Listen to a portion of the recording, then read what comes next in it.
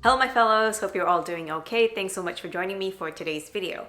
Today we're going to chat all about anthuriums. For a while I was actually quite intimidated by this genus of plants because firstly, they are intimidatingly beautiful, but secondly, I've heard that they are relatively fussy and also not the easiest to care for and grow.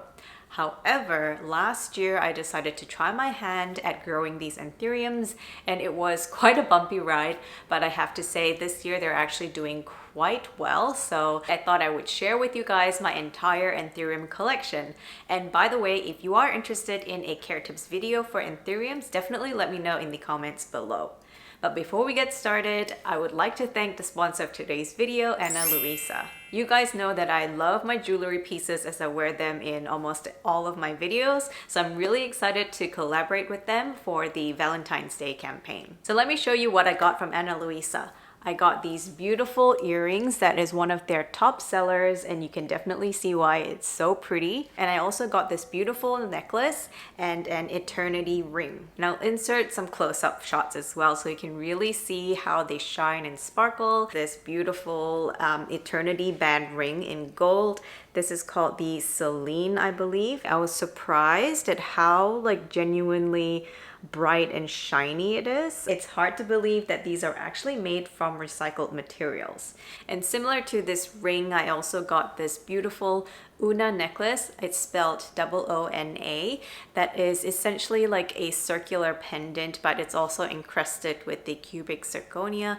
And lastly, I also got a pair of their ever so popular Elise earrings, which is basically like a sort of hoop earring with a teardrop pendant at the bottom. And if you haven't heard of Ana Luisa before, they are a sustainable jewelry brand based in New York. They craft high quality jewelry pieces from the finest recycled materials, like I said before, and they also pride themselves with being carbon neutral from their packaging to their products. And on top of that, their designs are really sleek and elegant and they're affordable too. If you guys are interested to check them out for yourselves, they are having a Valentine's Day sale and I'll link all the information in the description box below as well as a discount if you click on the link. So once again, thank you Ana Luisa for partnering with me for this video. And of course, if you are new around here, my name is Grace and I post plant videos every week. So if you're interested in planting content like this, feel free to hit that subscribe button and ring the notification bell so you get notified when the new video is out. All right, so now on to the anthuriums. First up is this Anthurium magnificum hybrid that I got in mid 2021, I believe. I unboxed this in one of my previous videos, I believe. It might have been my 1K subscriber haul, and it was really lush. It has so many leaves, but it actually came infested in a certain type of pest. And so I cut off all of the leaves that it came with and regrew it from a stump. And yeah, now it has 3 leaves in my care. This one here isn't doing so hot, but that is to be expected with these guys. They do tend to start crisping around the edges after a while. But this one here is looking really good and nice still. And it has a new leaf on the way that is this beautiful burgundy color. And in my opinion, this is like the cherry on top of the icing that is the Anthurium genus. Just watching the new growth come out red and slowly fade into this beautiful emerald green. I'm so happy to see that it is doing much better now, and I can't wait for it to get as lush as it did when I first received it, minus the pests. Next up is my Anthurium clarinervium. This used to be a seedling when I first got it, but it has recently put out these 2 beautiful leaves that looks a little bit more mature. Granted, it is still a little bit small in size, but I can see the makings of the Anthurium clarinervium, so I'm really excited for it. And I'm really hoping that this year we can see it put out larger and larger leaves so that I can finally have the Anthurium clarinervium of my dreams. Next up is my Anthurium papillilaminum hybrid, which I have showed in so many of my previous videos. It continues to amaze me and it's putting out larger and larger leaves. Like, look at this latest one here. Isn't that just stunning? And out of all the anthuriums that I have in my collection, this is probably the one that is the most fuss-free. It has been the easiest to grow, and it's only really lost like one leaf in my care. I'm not sure what it has been crossed with, but this is one of the hardiest anthuriums that I have in my collection. It has been really easy care from the get-go. Usually I find that they take some time to acclimatize to your space, but this one here just acclimatized immediately. It didn't really have any yellowing or crisping of the edges for a really long time, and it only really lost one leaf ever since I got it. So this is for me an all-rounder. And trust me guys, I used to struggle with anthuriums. One leaf comes out and then one dies off, and it never really graduates out of the 1 or 2 leaf club. But this one here is probably the bushiest anthurium that I have in my collection as yet. And I think just having a look around at my other anthuriums as well, it looks like they are all doing pretty well. They have multiple leaves on them, so I'm really happy with how far they have come. Next up is my Anthurium crystallinum hybrid, and this is the one that I showed you guys in my best and worst plants of 2020 video that suffered from root rot. And look at how far it's come. It has what? 5 or 6 leaves. Granted, one is on its way out and the other one is quite damaged, but it is still looking relatively good. And look at the size of this beautiful leaf here. Super dark and veiny. It's gorgeous. And then this one here as well. These are looking really cute. And then there is this one that's splaying as well. That's looking pretty good. And I have to say it's really flourishing in sphagnum moss. It hasn't had root rot anymore since I've put it in this new substrate. And as you can see, I haven't really repotted it. It's still in the same metallic pot that I have it in. I also have a random Hoya sigillatus cutting that I'm rooting in here, but ignore that.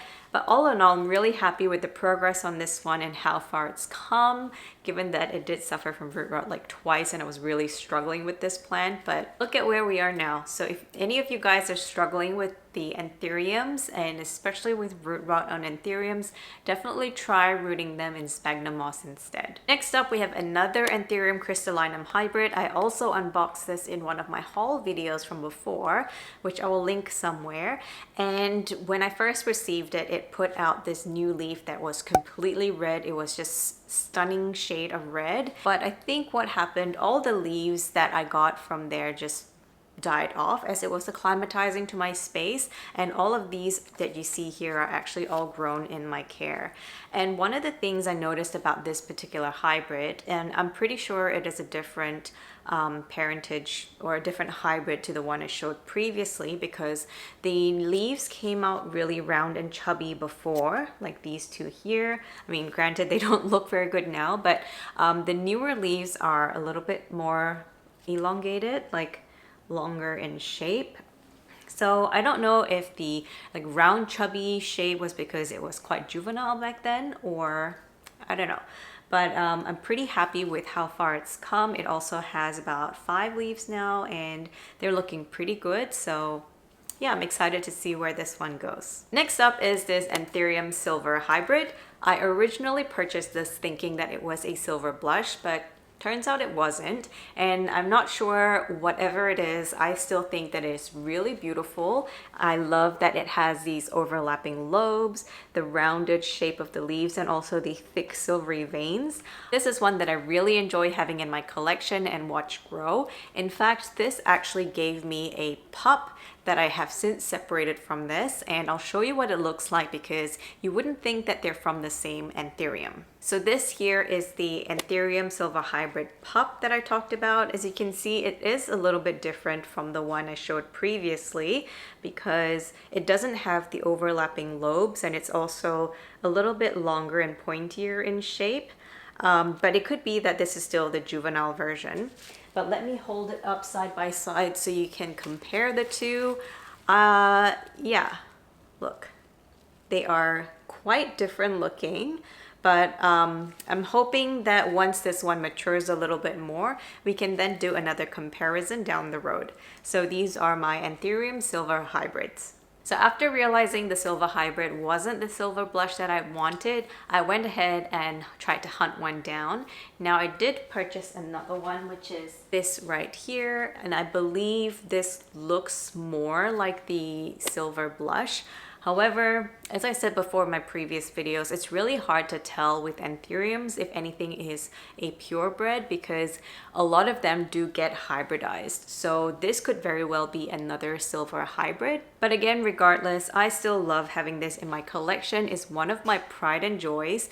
This is probably the silveriest anthurium I have in my collection. As you can see here, it has the most amount of silver veining, and it also has a really nice shape to it. I like that it is all facing upwards, and yeah, it looks really nice and full from this angle. All right guys, 3 more anthuriums to go. I promise I will make it quick. So next up is this Anthurium Dark Complex. Now I'm not entirely sure what the parentage of this is. All I know is that it has really long pointy leaves and the veins are not silvery at all in the slightest. Maybe a little bit, but it's not really that much. Now, I don't remember why I purchased this because this isn't typically what I go for because I do like rounded leaves and more silver veins. But it could be because I was lusting after the Anthurium hoffmanii. The Anthurium hoffmanii, if you don't know, looks like this. I'll insert a picture on screen. I think it's just drop dead gorgeous, but it is the most expensive plant that I would like to add to my collection. And at this stage, I am not looking to drop that kind of money on this plant, so I'm just going to admire it from afar. And yeah, this will have to do for now. But anyway, this is actually quite an easy care anthurium as well. I haven't had too many issues with this one. I have underwatered this quite a number of times, but each time it has bounced back. And yeah, can't say more good things about it. And now I'm wondering if the darker anthuriums are actually easier to care for than the silvery veined ones. I might do a little bit of an experiment just to test that hypothesis out, and I'll keep you guys posted. But yeah, there you have it. This is the Dark Complex. Second to last, we are almost there, guys. This is my Anthurium Seedling. This is a no ID. I'm not sure what exactly the parentage of this is.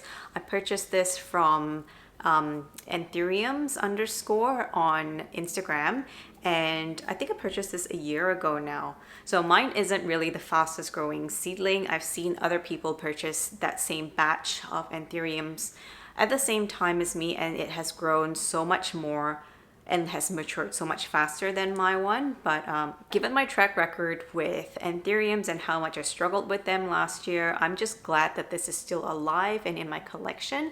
And it's looking pretty cute too. There is this newest leaf that it's put out that has some veins on it, and it's looking pretty good, so can't complain. But yeah, that's the second to last anthurium in my collection. Now, last but not least is this anthurium that I showed in my best and worst plants of 2021 video.